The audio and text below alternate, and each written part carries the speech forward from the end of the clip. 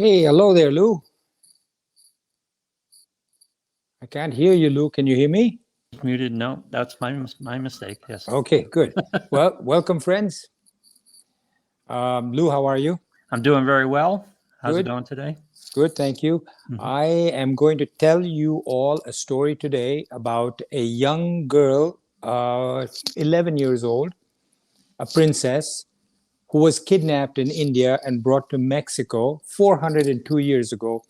That since then has sparked and continued for 400 years a dress that Mexican women wear. You Oh, might have seen it with a printed red or green skirt and a white blouse on top.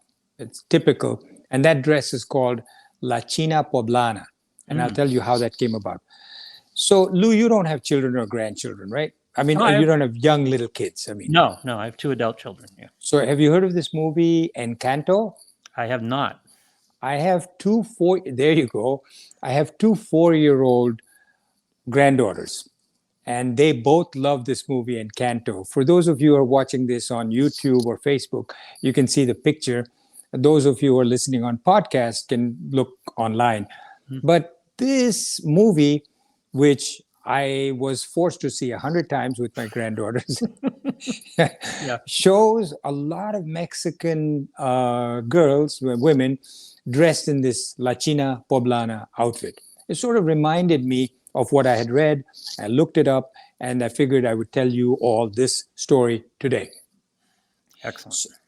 So there's a book written by Eva Alexander Uchmani, and the book is called India, Mexico, Similarities and Encounters Throughout History. This is a story written there, and it's written in many other places. You can look it up. It's about a young 11-year-old girl who was kidnapped in India by some Portuguese and Spanish, I think it was Portuguese soldiers, and brought over to Mexico.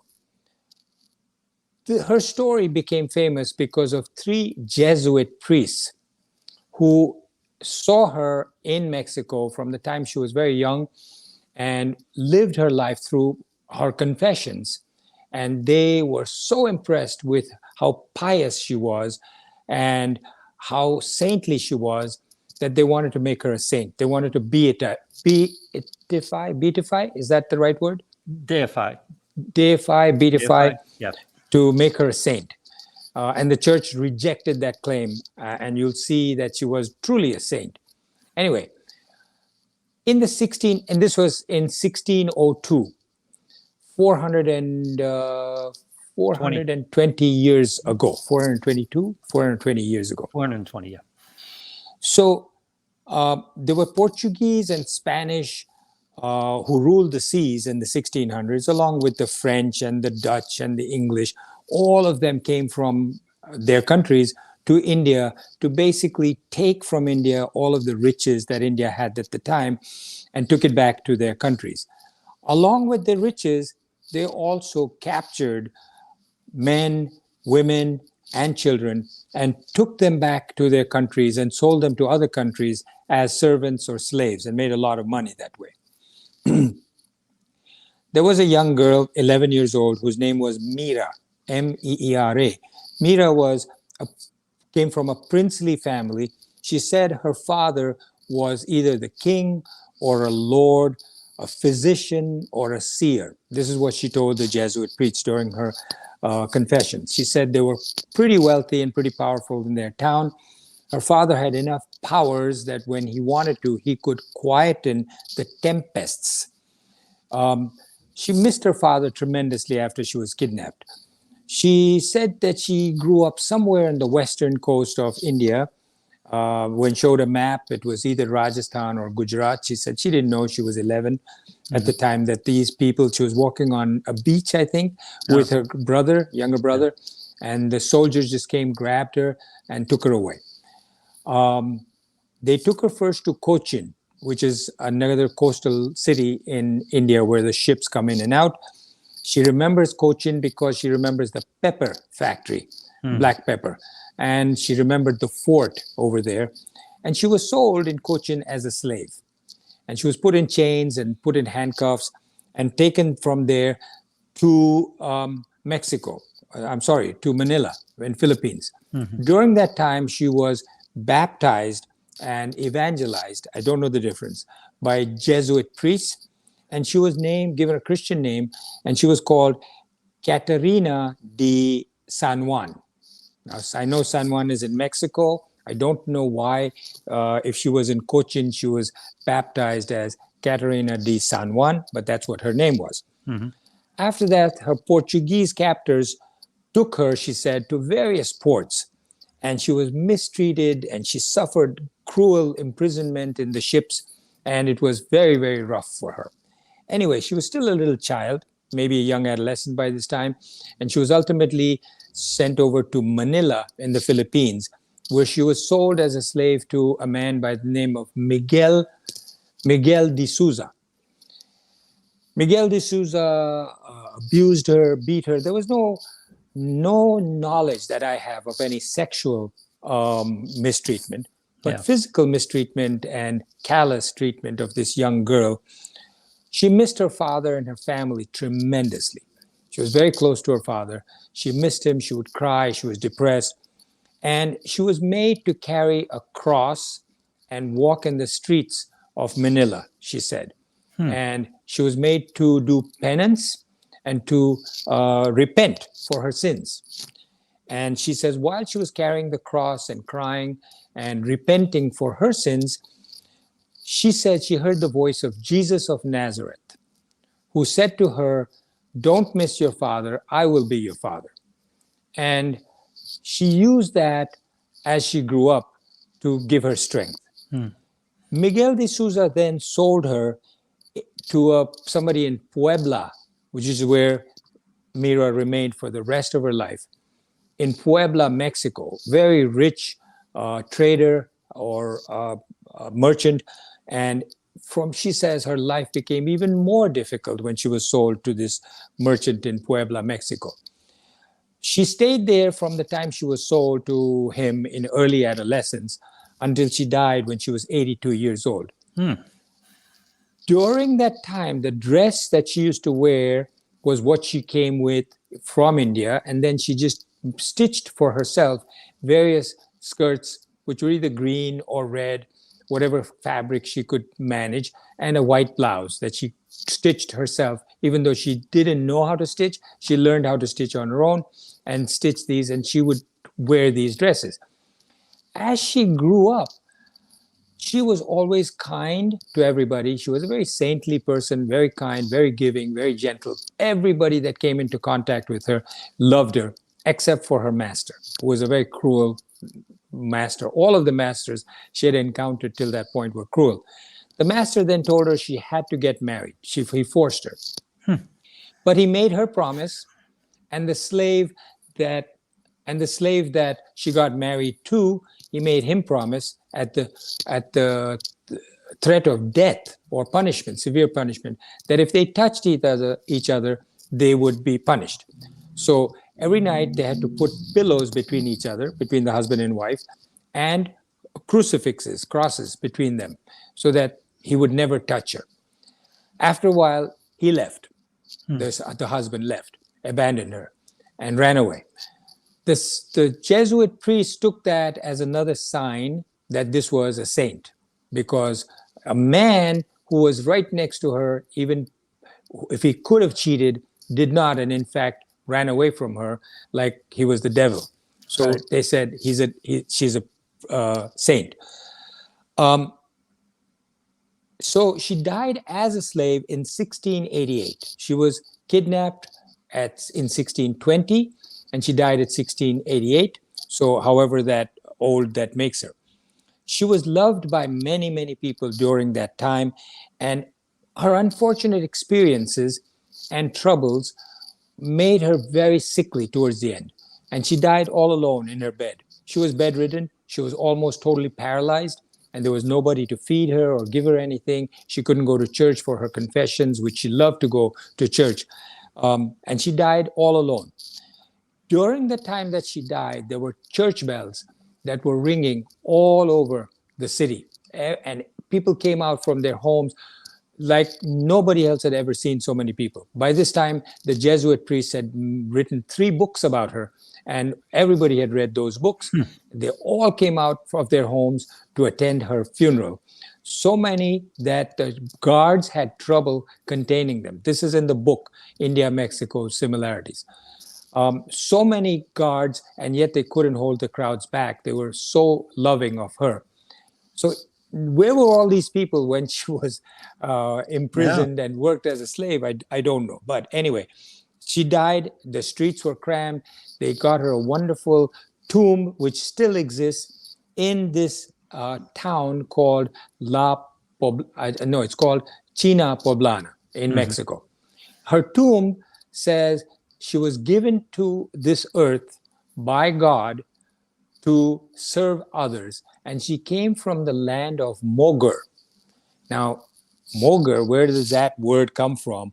Mogur comes from the word Mughal, and they knew India as the land of the Mughals, so they called it Mogur. They also thought anybody that came from the east or from the Far East was considered to be coming from China. So that's why they named her China or China Poblana, because that's where she spent her life, China Poblana. And the outfit that she wore was called, the dress style was called La China Poblana, a white blouse with a colored embroidered red or green skirt. Mira wore this in India. All Mexican women, most Mexican women wear it today, and that's why it became so famous. Now, the Jesuit priests wrote 3 books about her during her lifetime, presented it to the church to make her a saint. The church rejected it. There's some speculation that the church rejected it because she was kidnapped, number one. She had done nothing wrong, neither had her father nor the country which they had occupied, India. And they just brought her and sold her as a slave. The sins that were made by the Jesuit priests and the priests that took her, they evangelized, baptized her, all of those were far greater than any sins that this 11-year-old girl had committed when she was kidnapped or thereafter in her life. So it is speculated that that was the reason that the church denied the wishes of these priests, 3 priests, to baptize her. Because she had done nothing wrong? She had done nothing wrong, and the wrongdoing was on the part of the church. Is that a requirement of a saint, that you have to have committed a sin? No, that she had not done any sin. Yeah. So I'm saying that the priest said she had never done anything wrong in her whole life. And so she should be a saint. Yeah. But in spite of that, the church denied their request. And there's speculation as to why the church would deny the request. Yeah. So they said that to be made a saint, you had to come up with some miracles. I think you have to come up with 3 miracles. And the Jesuit priests came up with 3 miracles. And the church said, no, those don't count as miracles. So everybody was surprised why the church prevented her from becoming a saint. And there's speculations as to why the church felt red-faced or embarrassed that they didn't allow her to be. But their statement was, and I'll read it to you, that these claims to want her to be a saint are useless, improbable, revelations, visions and apparitions don't exist. They're full of contradictions and improper, indecent, and impetuous comparisons with no more foundation than the vain credulity of the authors. Ooh. Very, very, very strong rejection. That was a harsh denial, yes. Harsh denial without, in my opinion, proper basis for this. It was just like they just didn't want her to be a saint. Anyway, poor girl. I felt so sorry when I read this and all of that. But I thought, in view of the fact that Encanto is such a popular movie today, everybody sees that outfit, everybody knows. You have any other photographs of the Mexican dress or no? No, we don't have. No, okay. I don't have that. All right. So does the movie deal with this story at all? Or is it's about something else? Yeah. It's a kid's movie. I think it's a Disney movie. I probably fell asleep 98 times out of the movies that I've seen. I'm just kidding, exaggerating. Yeah. But no, the story is about something else. But when I was watching the movie, I was reminded of this thing that I had read a while ago about the dress. Mm-hmm. And so that's why I thought people might be interested in hearing about it. It's called La China Poblana. That's the name of the outfit. The town where she's buried is called China Poblana in Mexico. And you can look it up and see. And if you want to write to me, any questions that arise, any thoughts you have, you can write to me at arisearjuna@gmail.com. And for those of you who are listening to this on podcast, you might want to look at this on YouTube or Facebook to see what Lou is showing us here on the screen. Now, this is fascinating because she obviously became very popular while she was a slave. These priests wrote 3 books about her, and yet she still remained a slave. You would think there'd be some pressure for her master to let her go or honor her somehow. Yeah, at that time, don't forget, the church had immense power over. If they wanted to, all they had to do was to say to the master, "Let her go." Yeah. I mean, she's 80 years old, 78 years old. How useful could she be? She was weak and tired and sickly. Let her go. The church ought to only say that, but they didn't. And I don't know why they didn't. But she lived 12 years after turning 70, where she couldn't have been a very useful slave. Exactly. Yeah. So I don't know what the reason was. I'm sure if I did more research on it or somebody did research on it, we'd find out. And I find it interesting that, again, the harshness of that rejection of her application for sainthood, that wasn't necessary. There's some other factor in this with the church, because that was a slapdown of it. They could have just denied it without being that harsh about it. Yeah, I certainly, somebody wants to research it, they could, and please enlighten me if there's some things that I'm missing. So it would be interesting to find out. There's many stories like this, as Lou and I have presented to you, my friends. If any of you can add some light to this and enlighten me, that would be great. So thank you. And Lou, anything else you want to say something? No, just wherever you're watching us on, there are several other outlets. There's Apple Podcasts, Google Podcasts, Spotify, YouTube, Facebook as well. If you want the visual, YouTube and Facebook and Spotify have the visual aspect of it if you want. But subscribe to us wherever you're looking at us so that you know when we put up new episodes. Thank you very much, friends. We'll see you next time.